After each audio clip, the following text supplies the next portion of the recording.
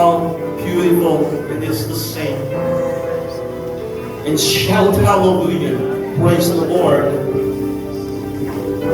The reason why we gather this morning, O Lord, just to sing this thousands of hallelujahs, which is not enough to express our gratitude to you for who you are, what you have done, and what you will be doing so greatly in the life of your people. Thank you so much, Lord. The gathering, the celebration this morning, Father, is like a miniature of heaven. This is like a picture of heaven. Iba-ibang denominations, iba-ibang churches, iba-ibang mga pastors came from different backgrounds, and dito po kami, sinira po namin yung mga denominational wall. And this is heaven. This is heaven. Ang lahat ng tao yung Panginoon sa namin ay iyan mo namin. And we will be magnifying and glorifying, honoring your holy name from eternity to eternity as your people. And Lord, this is just a matter of rehearsal for us. But thank you so much that as we rehearse, we are participating in the heavenly reality, which is praise and worship. We are right now in heaven. We are right now in the presence of God. Because every time we sing songs and hymns and glorify the name of the Lord, we are, as your people, in the presence of God. And this is 24/7 for Sabuging all night. No limit, no need to go appointment, because we are your children. Salamat po sa umaga ito, Lord. Paano mo kayo namusap sa bawat isa sa amin. Ikaw po ang sentro ng lahat. At sa iyo lamang iniaalay ang lahat ng pagpuri at pagsamba. In the mighty name of Jesus we pray. Amen! Amen! Amen! Woo! Palakpakan po natin ang ngayon. Everybody shout hallelujah! Praise God. Let's all be seated, please. Maupo po tayo lahat, mga kapatid. Time change. 11-12 pa lang, Pastor Philip. So, ibig sabihin, good sa inyo, makakaon dito sa inyo mga alauna yung media. Alam mo, Pastor Philip, napakahirap mag-preach sa ganitong klaseng setting. Kasi this is like a reunion. Parang reunion ito ng New Life Seminary. Daming pastor from New Life Seminary. At lahat kayo ay naging aking estudyante. Ang estudyante ko kamo, nagkabato pa sila, Pastor Billy, kung papila ka din pagkakbo, kung magmali, ang wali mo. Siling ko sa mga estudyante, attend ka mo sa inaugurang sa foundation anniversary sa Yula, sa FCA. Kaya parang tamo naman ang mag-grade sa ako. Makabalos na kamo sa ako. Pero ang problema kaya hindi nyo ako pwede papupuon.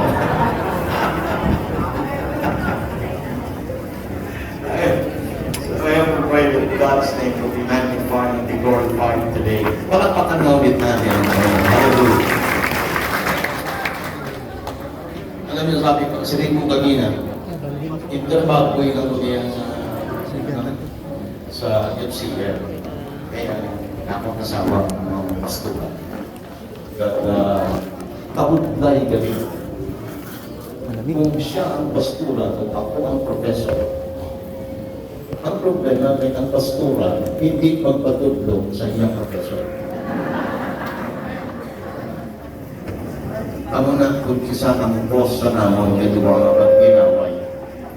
Pero wala namang problema kung mag-inaway. Pastor Hinaro, dali ka na ng kaston. Normal na! Pastor Hinaro, dali ka na. Imbitado kami tanan? Kaya mo niyo pagkataon tanan? Riningon mo na ang inulong ganingon, Pastor Hinaro. Nagpagod mo, si Pastor Berlio. Nasiling mo, ang isog mo, tanaw ko lang na. Ano na sa mga na, kung expression sa prosecutor pa na, ang talaw mo, isog ko lang. So I hope and pray that the Lord will be talking to each one of us today. We have still enough time to ponder, to meditate, and to listen to the Word of God.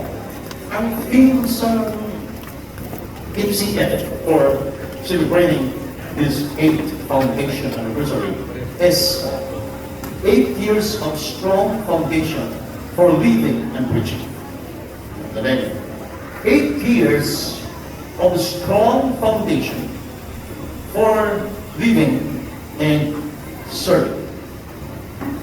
Bago pa nakatuwid ang MCF, kung anong bata pa kami, bata pa church, okay, grade 2 pa lang. From the start, and establish the country, grade 1, 7-year-old, then ang MCF is just grade 2. Kasi bago pa lang natuwid. And I would like to tell you this morning kung ano ang mapakon na kondisyon for living and serving. So sa mga iglesia, we still have lots of things to do in the church. Ano ba tawag ba? Do that from journey. Okay? But I would like to share to you this morning this theme, 8 years of a strong foundation for living and serving. Ano ba na ang magtuon o bagong kapundasyon sa MCF sa iya bago katuwig, mapagkabuhi at pag-alaga sa Ginoo? And tell you people of God, ang pundasyon sa isa kagaling, importante din sa katakon sa isa kagaling. Balang pasabihin ang tuwang di-engineer. Ang kondisyon sa isa kagaling, importante din sa katakon sa isa kagaling. The tallest building in the world is Burj Khalifa in Dubai. This is the tallest building in the world. 164 and 828 meters high. 164. Sa Korea, ang tallest building dito is, I suppose, 80 floors. But bisan liprigon ako, hindi kita kuya magsaka.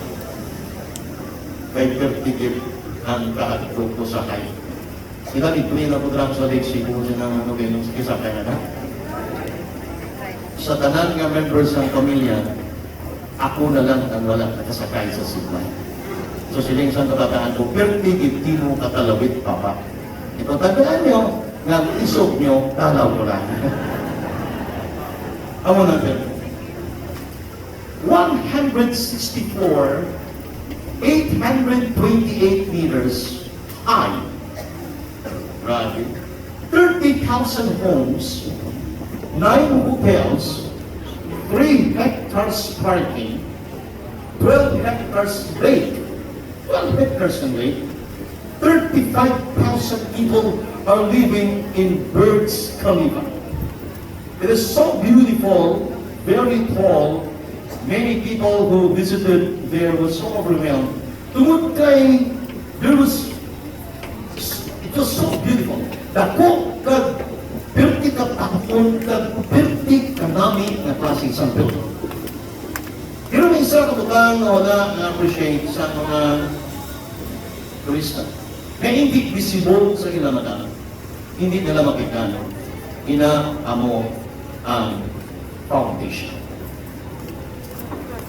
Ara ang foundation na kalutong sa ibabaw sa lupa. Hindi siya makitaan, so therefore hindi siya ma-appreciate sa mga nagbibisita dito sa Burj Khalifa.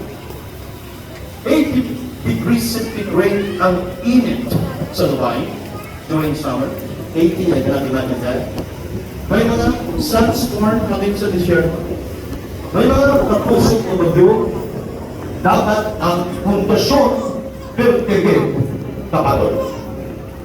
So, 164, 828 meters high ang pundasyon. So, nakita niyo, 164 ang iyang pundasyon.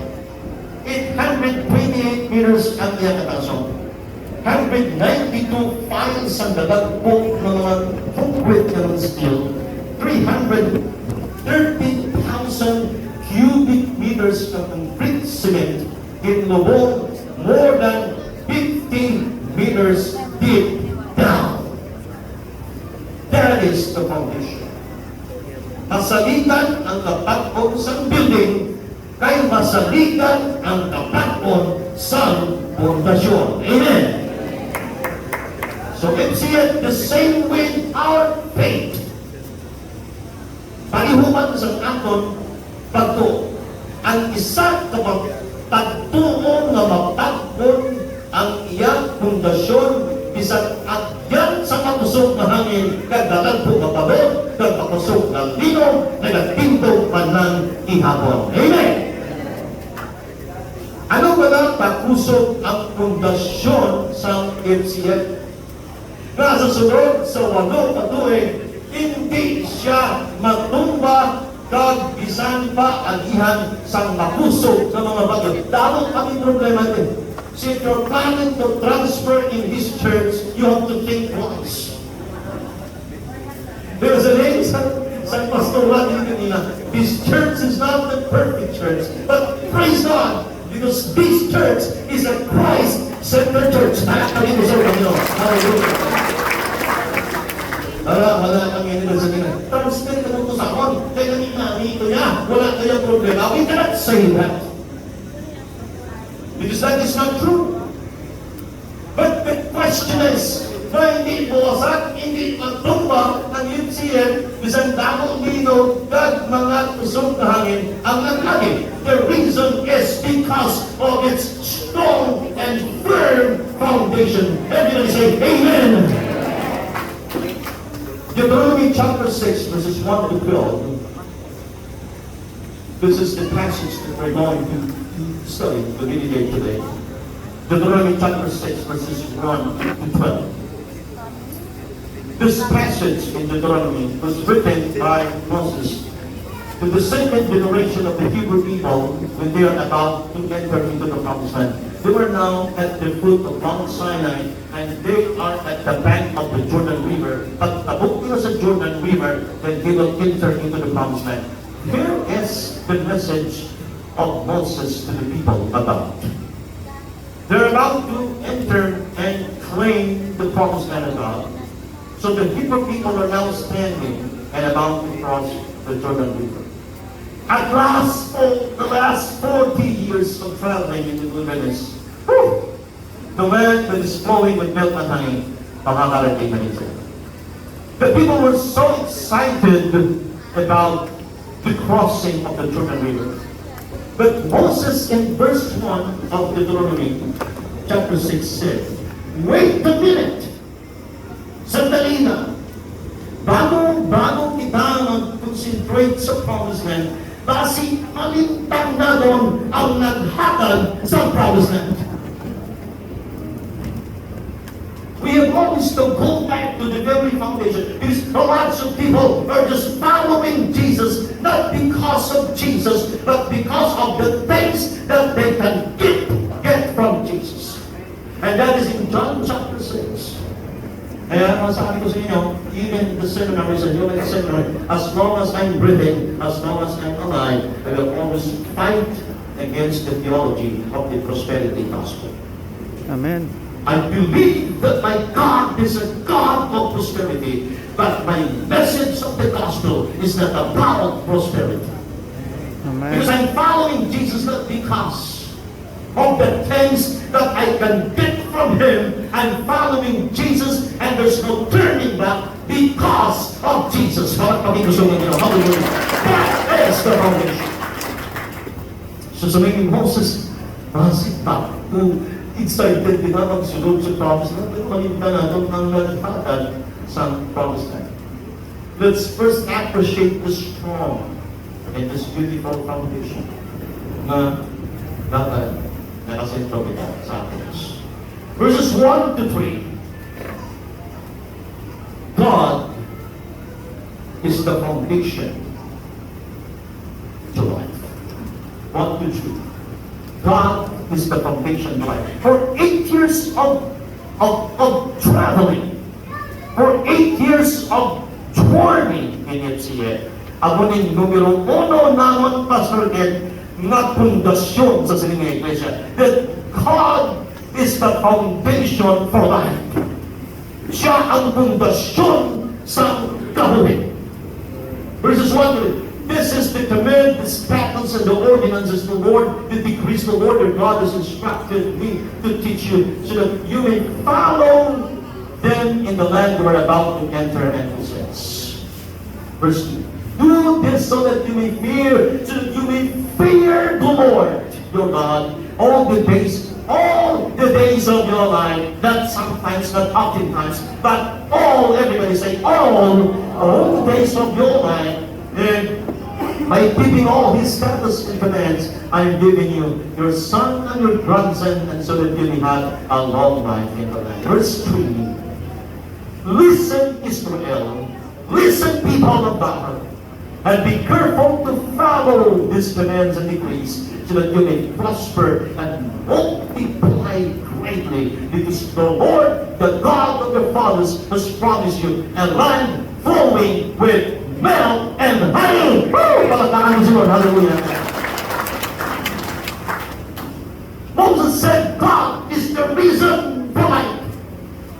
God is the foundation of life. God is the reason for life, because He is the source of life. Amen. Verse 3, obey and you will enjoy long life. This is the foundation of the second generation of the Hebrew people na nagbalugsulog sa promised land. Very simple, but very sweet and a very powerful truth that we need to ponder and communicate upon. God is the foundation of life. And I tell you, for 8 years of traveling together dito sa FCF, may aral sa mga nakuna na sa amon. Si Tayo Piling wala na. May araman nga, healthy pa, saan kami nag-umpisa, tinusubong, damo na sa sakit, ang bakas niya. That's true. May mga members, leaders na damo pa buhok, saan nag-umpisa kami, tinusubong, tao na, and that includes me as the pastor. Ang it's here, grade 2 pa lang, 8 years old, but still very young. But praise God, that this is the foundation of the church. We praise the Lord for all the experiences, celebrations, and happiness, and even mga problems and challenges na nagpapadalong ng kapapagpagpagay sa pundasyon, sa namang bato, din sa FCF. God is the source and the foundation of life. So the life that we have is no longer about us, but it's all about Him. Amen. That's always been inculcated in the hearts and in the minds of the people in this place.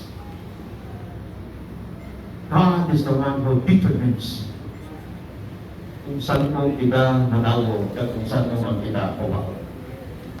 Is the source of life, the giver of life, and the fountain of life. In verse 12, be sure that you do not, be sure that you do not forget the Lord who brought you out of Egypt. God made us for God. There's always being shouted here in this altar. I want to put in the secret of God had made us for God. Amen. Even in our creation, He made us for Him. In our salvation, He gave His life so that we can have life. So God is always the source, that is always the foundation and the fountain of life. Sa atong creation and even sa atong salvation. Life for life.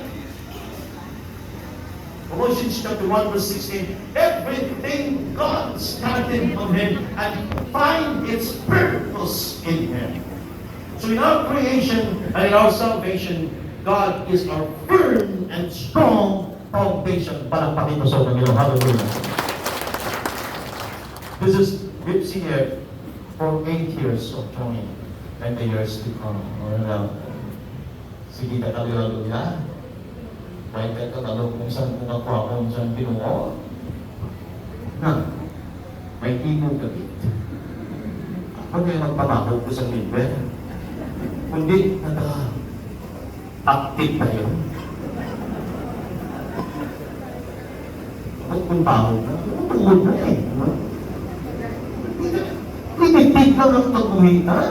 Di tabaltan kung saan natupakong sa Ginoo. So dapat hindi na lang pagpusikan sa mga kalibutan ng kabutang alagad sa Ginoo. That is our foundation in this church. Palakpakin ko sa mga praise God. Number 2, the laws and the decrees of God is the foundation for me. God is the foundation for life. Number 2, in FCF, the laws and the decrees of God is the foundation for living. Once again, verses 1. This is the second strong and firm foundation of FCF for its 8th-year journey.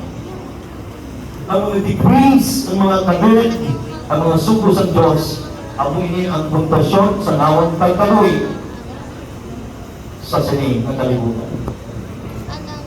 Puri sa Pilipinas, ang atong Kongreso at ang atong Senado, received every day some hearing in aid of legislation. Para makahimong bagay sa mga laws, bilyon ang gastos sa atong gobyerno. So that we can have more laws and more rules to follow so that our country will have its justice and order. But God said in verse 1 of Deuteronomy chapter 6, I am giving you commands. I am giving you decrees and laws to teach you and for you to observe. Ang mga Hebrew people ng mga katawan sa Diyos, they are God's people. So dapat magtabuhin sila na ayon sa kabubuton sa Diyos. And living in the will of God is living in obedience to the decrees and the laws of God. Amen. Hindi kita nagpapamangko, paano ba na ako magtulungin sa kabubuton sa Diyos? Simple na, sunda ang iyang mga utos. Sunda ang iyang kabubuton sa Diyos. Sunda ang sugo sa Diyos. So God gave them His decrees, His laws, His commands, kag dapat ini ilagit tumano. Sining sa Deuteronomy chapter 6. A real Christian is a follower of Christ. Ang paligadapat mo, follower of Christ. Ang matuod na nag-claim na Kristohanon, ang matuod na nag-claim na tumulo o nagasunod kay Kristo. He is a follower of Christ. This is our identity. Everybody say amen. Nagkakamulit kita sa panahon na ibang klase ang fake news, ibang klase ang marites, ibang klase ang marimar, ibang klase ang marisol. Ang atong social media has a very strong influence sa atong panghunahuna. So in order for us to live a different life, to live our identity as God's people, we need to obey the laws and the decrees and the commandments of God. Amen. Ang balikatapan mo, ang ina ikaw. That is who you are in the Lord. That is your identity. The commands and the decrees of God given to the Hebrew people was not only to praise and to worship and to magnify and to honor the name of the Lord, but also for their identity. They were peculiar people. They were sanctified people. They were being separated by God. So there is a FCF. Mapagpon ang tugmadali. Pero dapat hindi libago ang gawin. Amen. May rule pa kami kanito. Isa sa mga rules na ito, hindi nagbigo ang gabi. Kung hindi kita kabulikan, pero hindi ka utakay. Wala mga utakay, yung isa ko hindi na ko. Ang nagputang, may babayan, hindi ito magsimba. ang imputangan nagsunggod na natin, hindi man magsimba, ito guys na nagawa.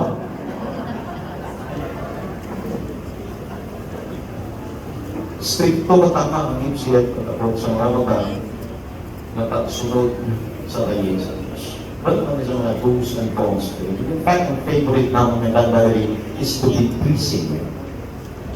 Or I want to live a life that is pleasing to you. The demands and the laws and grace of God must be strong. Must be a strong foundation for living. Hindi pwede i-separate ang atong identity sa atong pagkabuhi daily. If you are a businessman, remember that you are a Christian and you are a child of God. That is who you are. That is your identity. Everybody shout, Amen. If you are an employee, that's good. But always remember that you are also a child of God. Amen. You are not just a farmer. You are not just a simple farmer, but you are a Christian. You are a child of God. You are a Christian farmer. Hindi ka lang simpleng politician because you are a Christian politician. Our identity can never be separated from our daily lives. That is the journey and that is the strong foundation of HCF for 8 years. Palakpakin ko sa mga. Hallelujah. One time I was riding in South Korea. The driver was in South Korea. And I was a little bit late. The late na ako, okay, speaking engagement na sa kahit itutong isa katulad Pastor Chongman. And kadaligid. So, red light, pagpula, sa light, stop kami. Sa nag-yellow, Koreano, pali-pali. Pag-yellow pala, sirit na. Bugpa man ako kanina, sirit na. Dimpunggan ako sa Koreano, mga pastor. Sabi ko, red light. Sabi niya, don't follow them. Why? Because you are a Christian driver. How? I'm a Christian driver. The laws of God with the peace of God is our foundation for living. Because this is the basis for our blessing. The laws of God is not only to glorify God. Obeying the decrees of God and the commands of God is not only for our identity, but obeying and observing the laws and the decrees of God is also a basis of our blessing from God. Amen! So wala din kanya sa prosperity gospel. Hindi pwede sa kanya. Pastor, pwede mo ko pangamuyuan para i-bless ako ni Lord? Pagod pupunta ka na, kamusta kamuhi mo? Pagpunta ka pangamuyuan. Kaya kasi pa ako ng pangabuan ang kamuhi mo, hindi na madala sa may hands. Amen. Ano ang businessman? Jensen sa dapat. Dr. Ernel, pwede mo ako ipag-pray?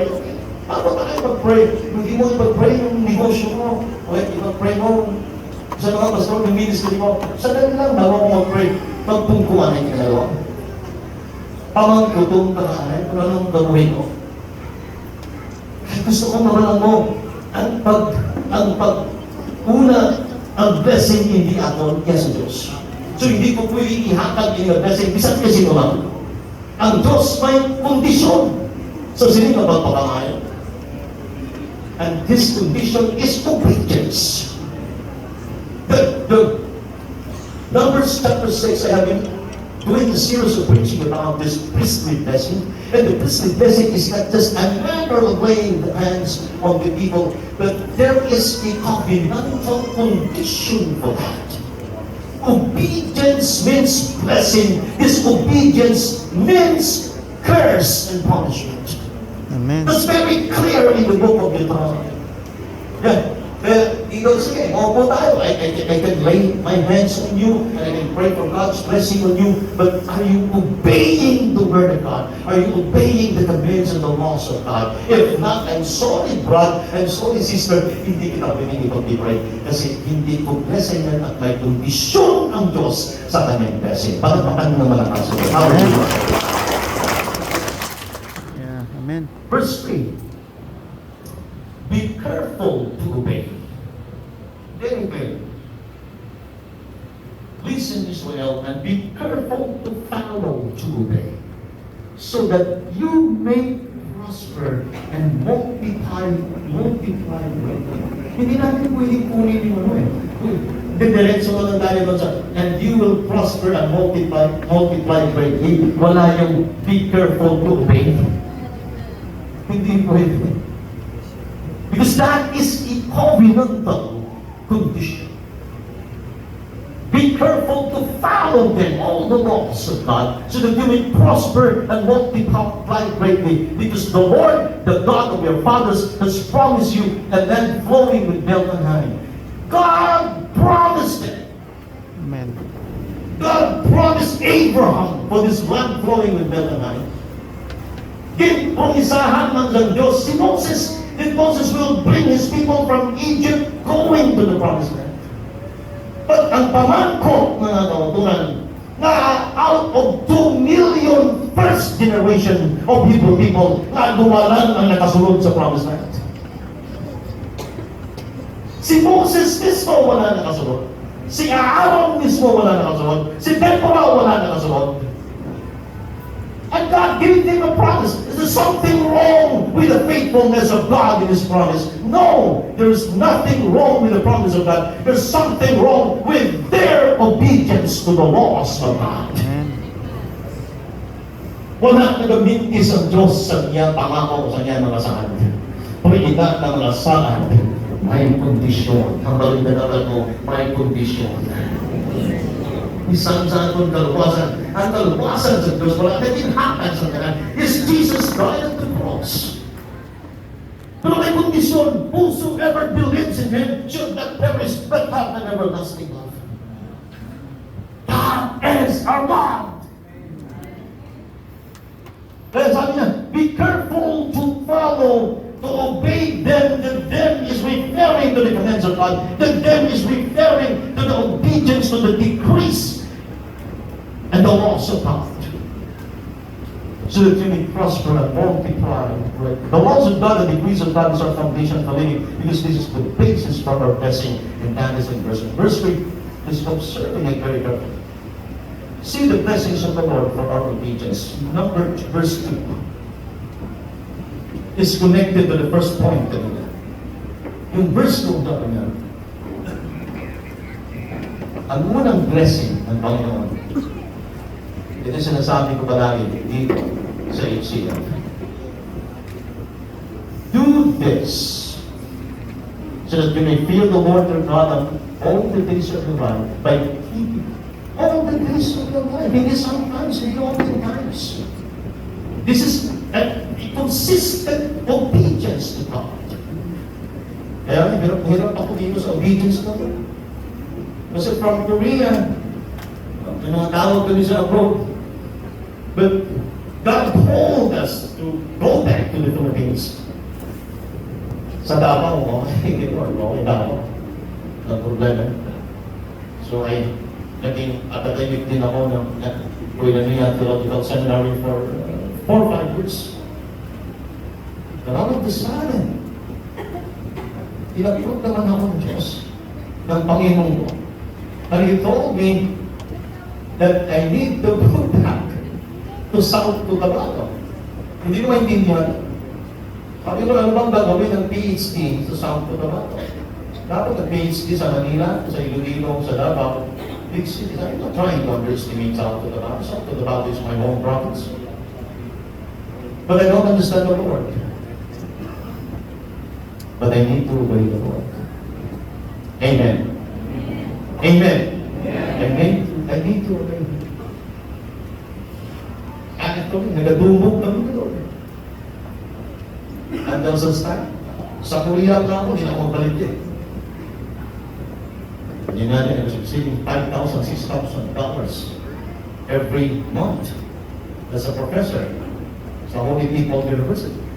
So di ako, man, bumbahan ko ni Lord siyang nag-jogging. Healthy lifestyle mo, di ba?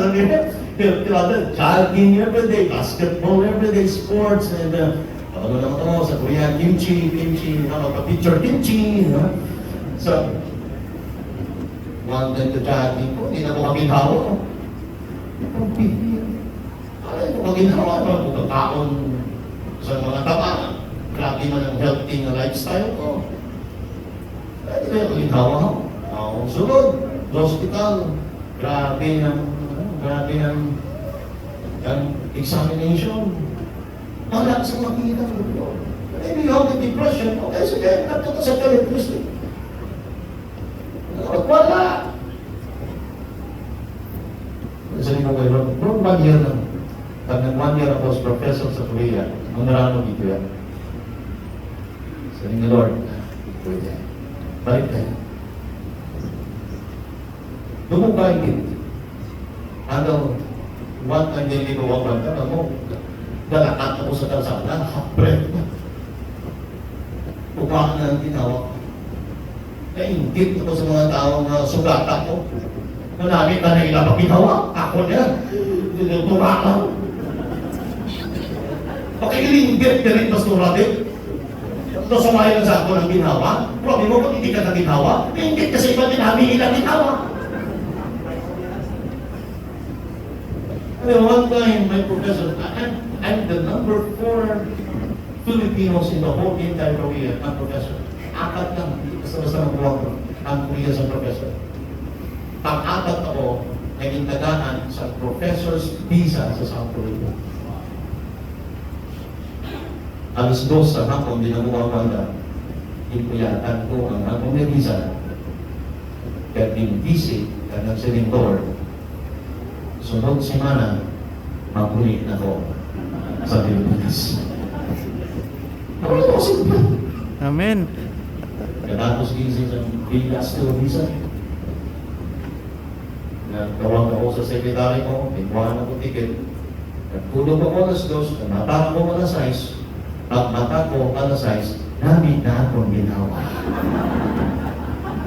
Kagalinsan to, namin na akong ginawa to.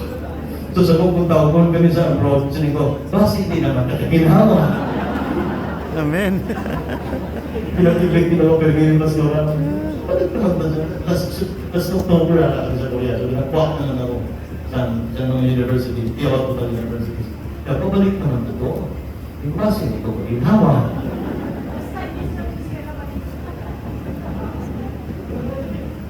Kapag ba?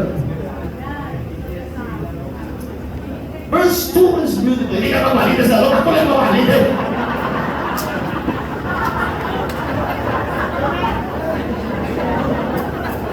Kaya malang nagiging isupo, talaw ko lang, nagiging katanda. Pakita-kita lang na, mas parang video may iso. Oh, sa balay understanding ko yan.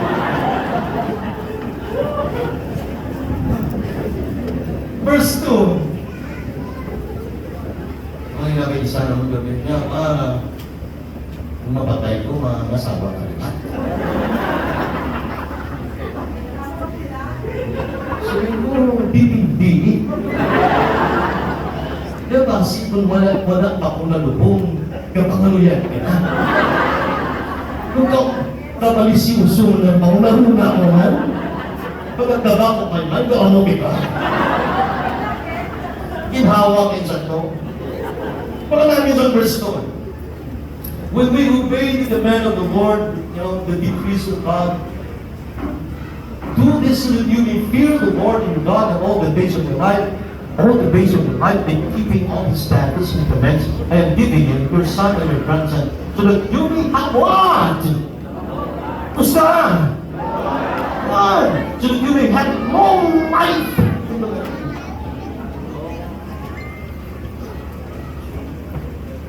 Kung sabihin mo kung wala naman ang probinsya nito, ako mabalik din sa Pilipinas.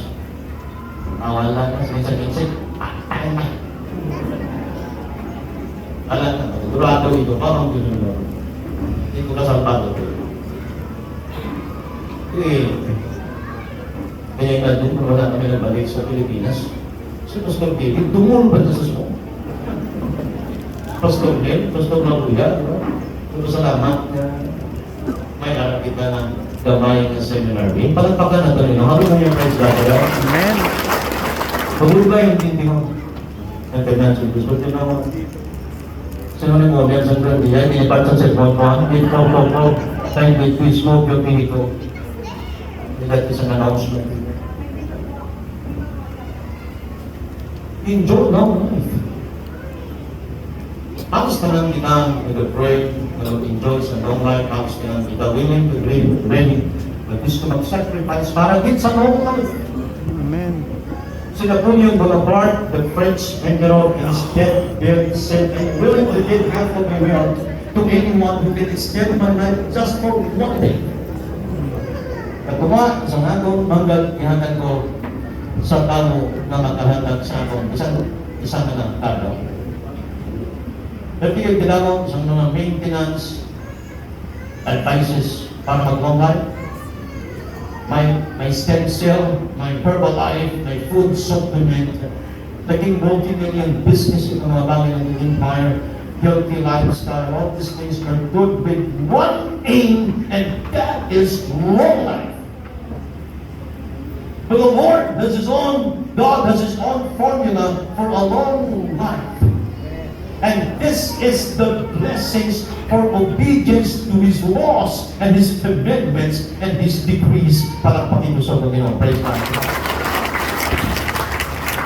People of God, we have to remember na ang atong Diyos ang may total na kontrol sa atong gamuhi. Saan mo kita matao, at saan mo kita mapatay.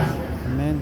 Ecclesiastes chapter 3 verse 2 is clearly telling us that there is always a time for everything, a time to be born and a time to die.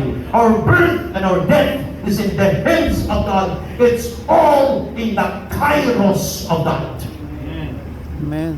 Ang ating Diyos ang may kontrol sa atong BP. Ang atong Diyos ang may absolute control sa atong kidney. Siya ang nagakuyat sa atong lungs. Ang atong Diyos ang may total control sa heartbeat natin adlaw-adlaw. All parts of our body. God is in control.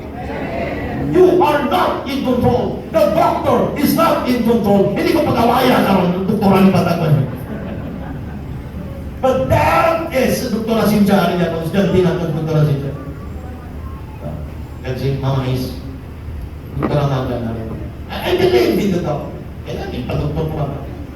But I wanted to tell you that they are not in control of your BP. They are not in control of your lungs. They are not in control of your heartbeat. It is God who is in control of all vital parts sa atong labas. Palakpakin niyo. Hallelujah.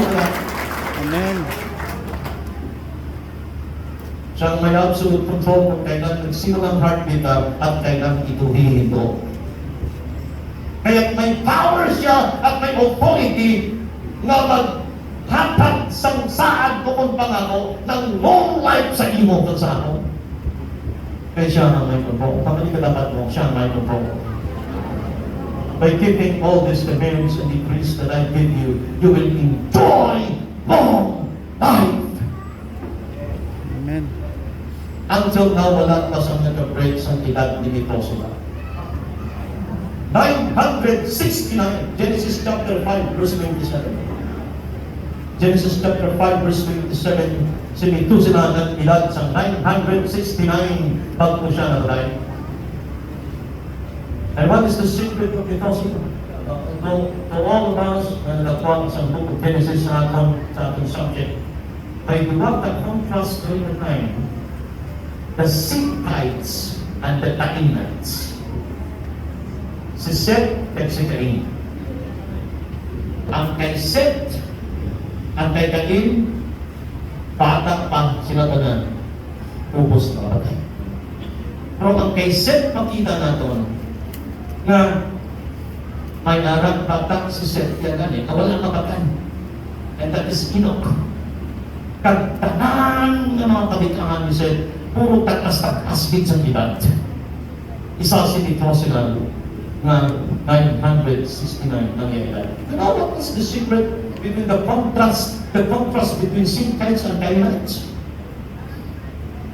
Cainites build cities in their name.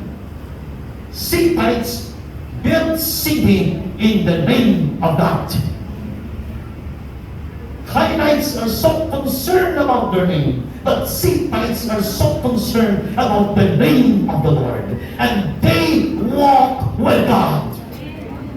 Sinites are always walking with God. Ang pinakapunta ka, pero di kalawig-lawig ang ilang kabuhi. Sining sa iban, kapag nagtigunan sa una, na dumalawig ang ilang kabuhi, until yun, siguro tungkol sa politis, tungkol sa lupo, tungkol sa mga hangin, wala pa sa mga mating sarap during the time, isa lang yung nagapaktor, pero Pastor Big ang pinakapaktor na faktor ng mga tigulangan ako natin sa mga simple lang ang ilang kabuhi, and they walk with God. Kung nag-immorality sa una na panahon, may nagpusong, bilong kabaryo magkabalo. Subong kung may nagpusong, wala akong pakialam sa lupa. Grabe yung immorality sa time natin. That's the reason why life is so short. They walk with God. 2 Corinthians chapter 11, verse 23. Paul has been in prison many times. 2 Corinthians chapter 11, verse 23. See, Paul, this is a presentation of the life of Paul. Tanawan niyo. At nauna doon ang tapuhin niya po sa Paul. He walked with God. He obeyed his God. He dedicated his life to his God. 2 Corinthians 11:23. Paul, sabi ni Paul, 2 Corinthians, in his first verse. Paul has been in prison many times. Kapilang prison siya po sa Paul, pero hindi kita mapatay. Kung lata, and the Son reply, I'm taking like a man and better one with far from labors, many more imprisonments, many more powers, beating, near death many times. Kulata, separately, kung tatanang si Apostol Paul sa kulata, may damay ng gid na nabigay niya ginawa. Buhi niya po! In verse 25, naman yun ng verse 25, 3 times I was beaten with rods, once I was stoned, 3 times I was shipwrecked, at tatlo nalunod ng barko, pagkatapos na nalunod ng barko, nagkanto sila sa isla, gintagat pag-insang anong the pentigid the prince.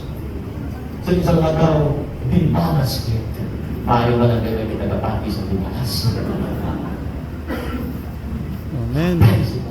Buhi niya po! Ang nagkatapat mo, buhi niya po!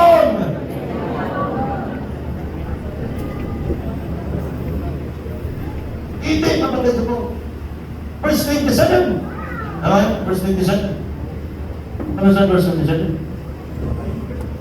Spend labor and hardship, many sleepless nights, hunger and thirst, often without food, cold and lacking both. Kaya kulang sa tulong, kulang sa kaon, wala sa maayong mabalay na ginatulugan sa mission field. Pero malang dapat mo, hindi ka po mapatay.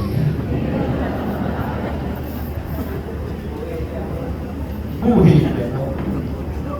Si Paul masakit o, mayroon siya na severe migraine, sakit din ang ulo niya every day na nagkakunik sa yamatan. Pero tigit, kasakit, adlaw-adlaw. Ang tawag ni Paul sa niya na sakit is a torment. In every bone na pag-antos, 2 Corinthians chapter 12, verse 7, this is a torment, sabi ng Apostle Paul. Every day, I'm agonizing with too much pain in the whole of my body. But still, hindi niya ko mapatay. Pero ako, nag-boxing ako every day. May sarili ng mga punching bag sa balay with my clothes. 300 to 400 punches every morning, 300 to 400 punches every night, every afternoon. Wala na po nagtatawang rice. Isang magtatlo ako sa abroad, nagadala ako sa damuti. Kag gusto ko mabalan nyo ng kabuti na ginadala ko, katatingana ng immigration, kaya nga sa niya, you are bringing kabuti. Kag kung magkadto ako sa party, may kabuti ako na. So karon kabuti, matingala siguro kamo nga dako ang sunodnan sa kabuti. Duha ang purpose eh. Kapag tuloy mo karon, puro mo ni kasundan, kundi kasundan ako. Duha ka binong kabuti, dako na tapil. Kaya pag tuloy karon, puro mo ni kasundan. Kag ang sundan sila kabuya. Paano ko ba tawag ka no? More than 1 year. Healthy lifestyle, no? Pero honestly, I would like to tell. Pag binbasa ko ang experience na puso ko, ito ka. Timplano ko mapatay ko ng mga klase ng experience. Mga tao sa kama na. Mulang sa kapo, mulang sa tulog. Ikit ulo balay ng sa kapo, kain sukan. Pastora, busy pa rin. Pero ang amo na yung mga buhay ko, mga asawa na ako naman. Sige nyo, grabe ka naman. Sa kubot, nagbago na ako yan sa ko. Yung sinungalan, be, hindi ko si Karen. Basta, si Karen. Kaya sa panahon magluto eh. Pero minang may gustati. Hindi ko si Karen magluto sa ako. Wala ka mo siya. Karen Piria. Kami si Karen. Pulo kami nung kasino lalim piling di mo pa. Akong kaldinos pala yun. Kekik ko. Kaya wala ko eh. Pero pinigat ko report sa tuloy. Mayroon kami dirty kitchen. Dirty! Dirty! Diba, tapos wala nga daw kakakita dirty ng kitchen now. The dirty kitchen! Yung tihon mo, di mo?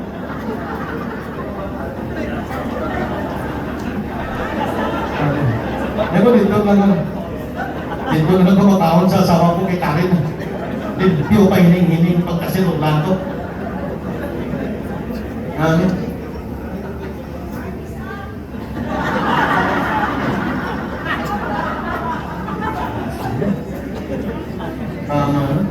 Eh, ikaw ang panubay din natin.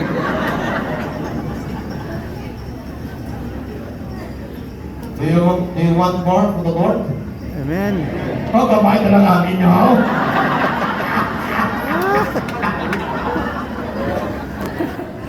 Ang kalimutan yung sermon ko, hindi ko kapasa.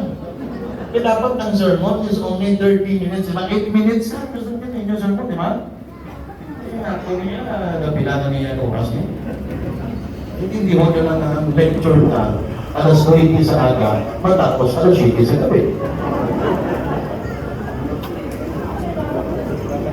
God is the foundation for life, He is the foundation for living, and loving God is the foundation for serving.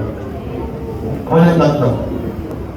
God is the foundation for life, and obeying the laws of God is the foundation for living.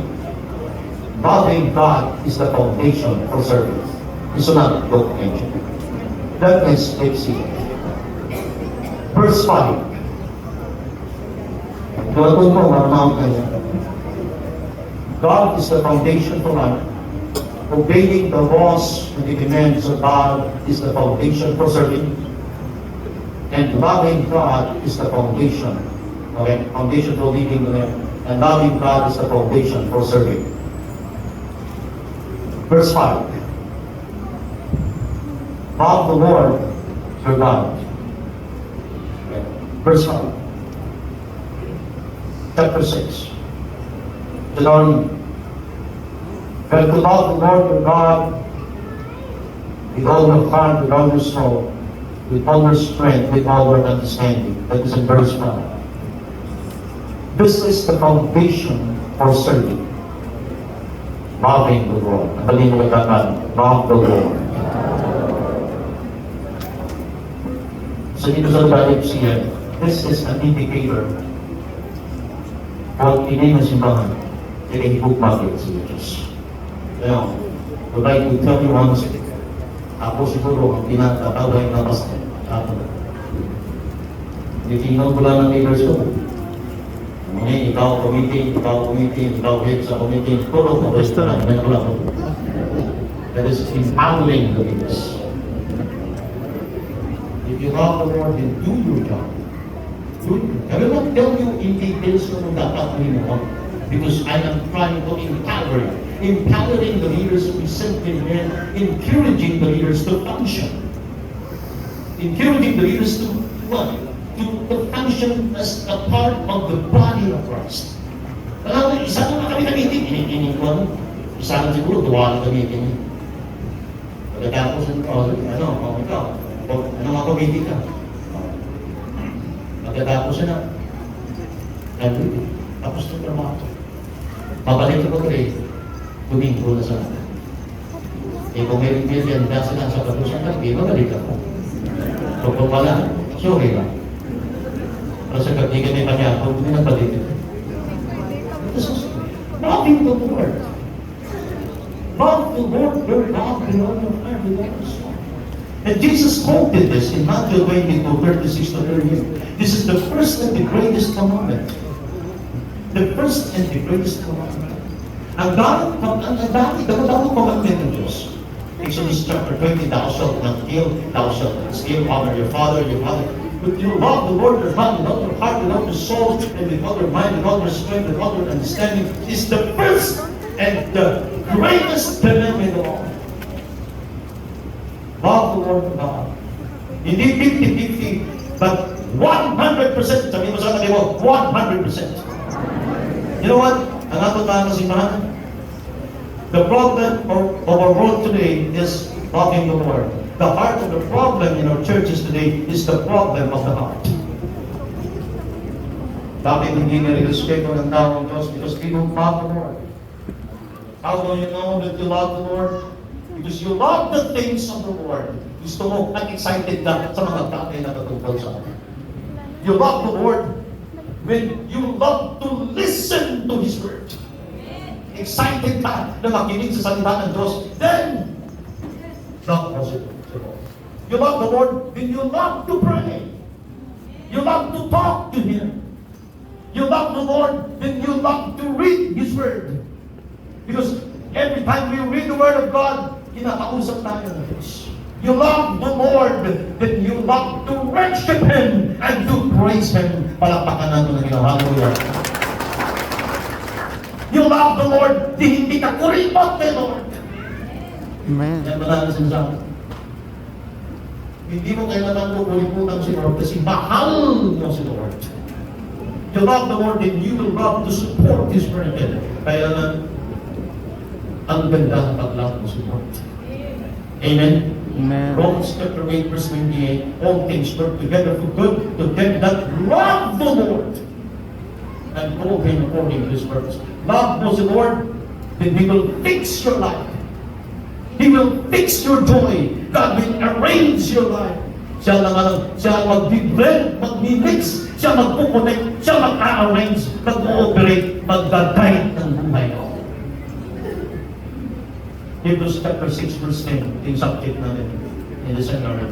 God is not unjust, but He will not forget your work and the love you have shown to Him as you have helped His people and continue to love Him. Hindi kailangan palilimutan ng Diyos ang lahat ng ginawa kong para sa Kanya. Palakpakan mo naman ang lahat ng Kanya. God is not unjust. Pag tinignan tayo ng Lord, diretso sa puso. God looks straight to our heart.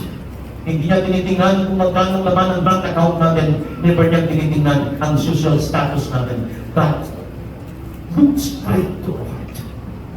You want to become a powerful and passionate pastor. Love the Lord your God with all your heart, with all your soul, with all your strength, and with all your understanding. Palakpakan ng malakas. Hallelujah. Before Jesus ascended back to heaven, tinanong niya si Peter 3 times, Peter, do you love me? And Peter responded 3 times, yes, Lord, I love you. And 3 times Jesus said, feed my sheep. Feed my sheep. Take care of my sheep. This is the secret of a very powerful and very passionate pastor, loving the Lord with all your heart, with all your soul, with all your mind, with all your understanding. Palakpakan mo na malakas ko. Hallelujah. We preach Him because we love Him. We worship Him because we love Him. We serve Him because we love Him. We give our life to Him because we love Him. Amen! If this is how we love the Lord, then mapapasmile si Lord. Saan gusto kong magawa? Na pagtingnan ako ng Diyos ko, mapapasmile siya Amen. sa buhay ko. Amen? This was my preaching, and again it was last Sunday. Genesis chapter 6. Every time na tingnan ng Diyos ang mundo, He was grieving. God was so sad. And this is what happened to Los Angeles right now. They crossed the line. They crossed the line. Sa markel of the subject natin, one of the definition of sin is to miss the mark. But another definition of sin is when you cross the line. Los Angeles, Sodom and Gomorrah, they crossed the line. Amen. Kaya may paglalagyan ka when you cross the line. Every time titingnan ni Lord ang mundo in Genesis chapter 6, nagkakurisaw ng Diyos. And the Lord saw that man. Every time tingnan ni Lord ang mundo, He was grieving because of too much sin and wickedness in the hearts and the lives of the people. But the things of chapter 6 verse 8, imagine chapter 6, 1, 2, 7, God was grieving. Pero pagdating sa verse 8, then umiba ang aura ng Diyos. Umiba yung itsura ng Diyos. Umiba, napasmayan si Lord because the name Noah was mentioned. And Noah, however, found favor in the eyes of the Lord. Amen. Amen. Pasalamat ang Los Angeles kasi ng daming Kristiyano lang. It serves as a preservative to them or else focus on that. Amen. You see, si Job, pinagbataki ng Diyos kay Satanas. Gusto ko sa buhay ko, ipagbabagat niya ko ng Diyos dahil kay Satanas. Nababag din niya ako sa Diyos pag nakita. This is love siya. Praise and worship Him. Please. Tumayo po tayo lahat mga. May tatlong mag-ibay na papel. Pagkondasyon na yun sila. Number 1, God is the foundation of life. Number 2, obeying the laws and the decrees and the commands of God is the foundation for living. Number 3, loving God is the foundation for serving. Palakpakan mo naman kasi. Hallelujah. This is the journey, the foundation of MCM sa bagong taon na paglalakad.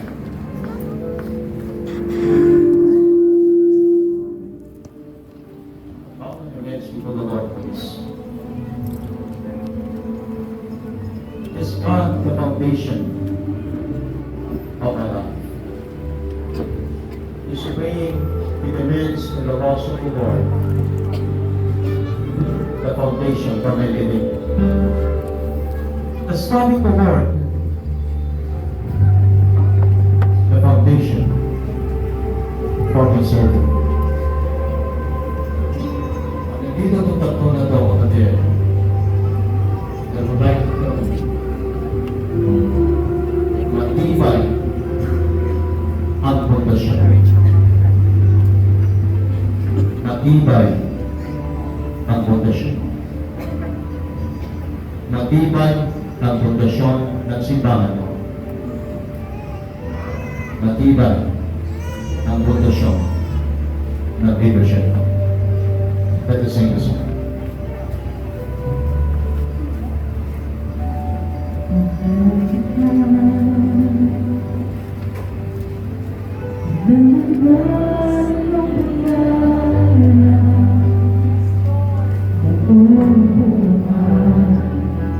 Hawak mo sa iyong kamay, mula sa pagmula hanggang sa pagdilim, awitin mo, kabutihan ng Diyos. Ay tapat sa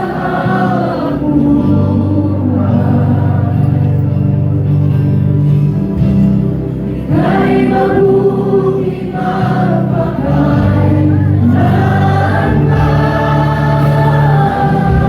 hanggang ako'y nabuhay. Awitin ko, kabutihan ng Diyos. Awitin mo, sa pagpay sa kasakit,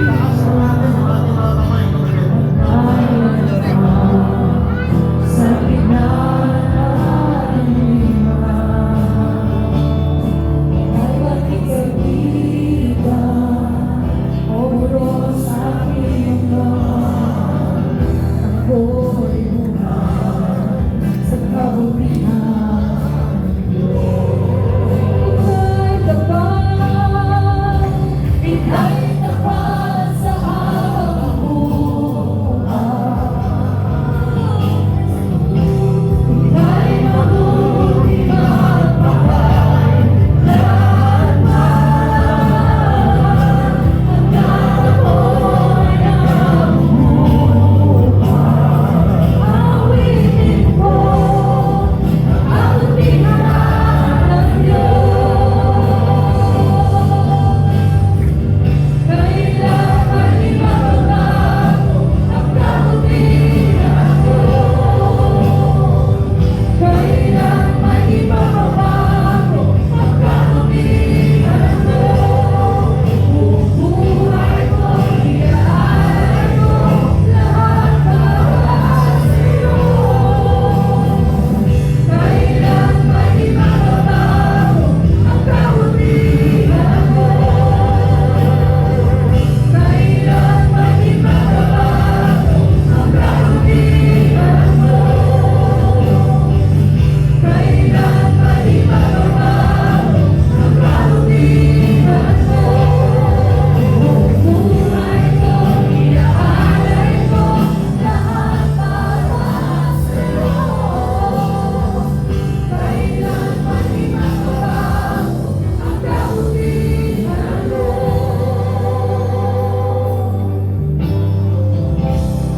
Ay tapat sa habang buhay,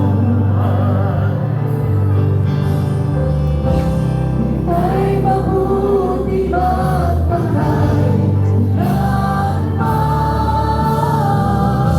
hanggang ako'y nabubuhay.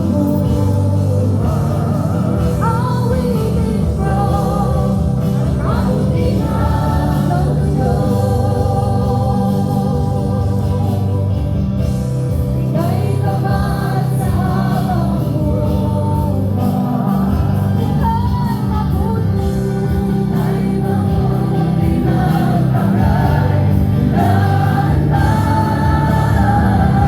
hanggang ako'y nabubuhay. Awitin ko ang kabutihan ng Diyos.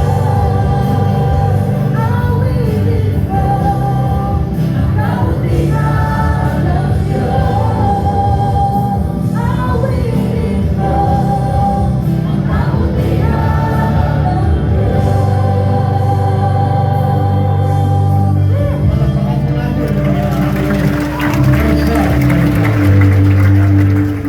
Since this 8th foundation anniversary is to honor our pastors and wife, I'm requesting all the pastors and the wife to please sit down. Papupunahan ng pastor. Pastor lang at saka asawa. Naka-MCM, patuloy kang tumayo. Yan, palakpakan natin yung mga pastors natin. Praise God. Pwede bang i-hands natin yung mga pastors natin kung sa likod? Itaas mo yung kamay mo. MCM. itaas yung kamay nyo. And we will bless the pastors and the wife. Palagi lang tayo pinibless. Gusto natin, i-bless tayo ng mga pastor. This time sila i-bless natin. We will bless them. Now let's see and declare the blessings of the Lord to our pastors. Kasama yung kanilang mga asawa. Pray for them. Hindi mo alam yung pangalan nila. I-lay hands lang sila. And then pray for them. And declare God's blessing to them. Alam natin, sa mga pastors natin, they sacrifice so much for doing the work, doing the ministry of the Lord. Lahat ng ambisyon sa buhay ay tinapon para lang makapaglingkod sa Diyos. Amen. Bless them. This time we will bless them.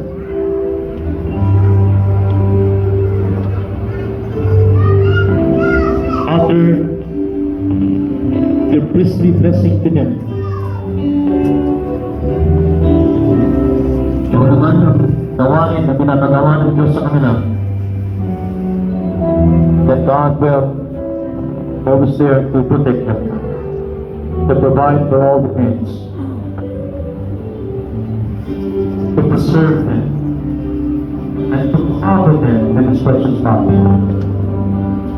Bless them. The God who did great and wonderful things in the past is the same great God who will be doing great and wonderful things today, but also in the future.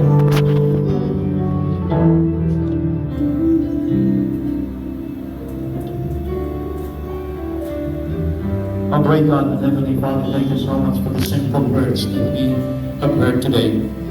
Salamat po, Panginoon, paano po kayo nagsalita sa bawat isa sa amin. Salamat po, Lord, kung paano naging buhay na buhay ang inyong mga salita sa bawat buhay. Alam po namin that this morning your name is being magnified, is being honored, being glorified. Salamat for being so theocentric.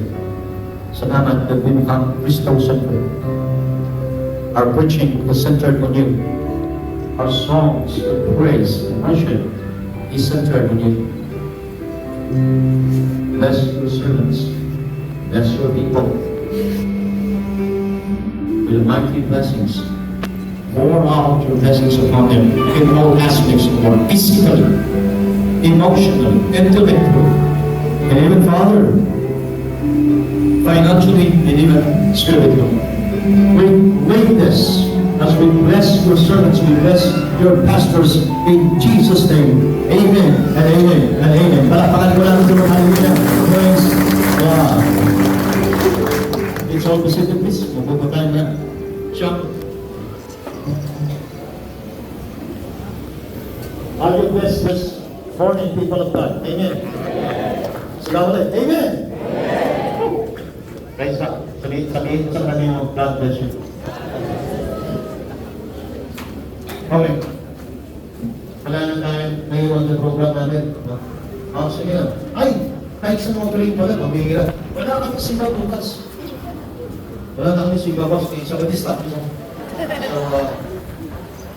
So, kahit sa mga break, hindi pwede kawain tao sa mga. Kapatid ba? Muna nga yung sabi ng pastor pwede sa FCN. Okay. Tayo sa mga break natin sa una. So everybody are being encouraged to stand and